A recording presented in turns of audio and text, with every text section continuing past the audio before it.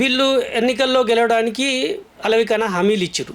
ఇవన్నీ నెరవేర్చకపోతే ఇప్పటికే వీళ్ళు స్థానిక సంస్థల ఎన్నికలు నిర్వహించడానికి భయపడుతున్నారు. ఎందుకంటే ఈ ఎన్నికల్లో ఇచ్చిన హామీలు నెరవేర్చకపోవటం వల్ల ఈ ఎన్నికల్లో ఓడిపోతామేమన్న భయం వీళ్ళకి పట్టుకుంది. వీటిని పోస్ట్ పోన్ చేసుకుంటూ వస్తున్నారు. జనవరి అన్నాడు, ఫిబ్రవరి అన్నాడు, ఏప్రిల్ అన్నారు, తర్వాత జూన్ జూలై అంటున్నారు. అవి దసరా అయితే, దీపావళి అయితే మళ్ళీ ఇంకో సంవత్సరం వెళ్ళిపోతుంది. అవి అయితవో కావో కూడా క్లారిటీ లేదు.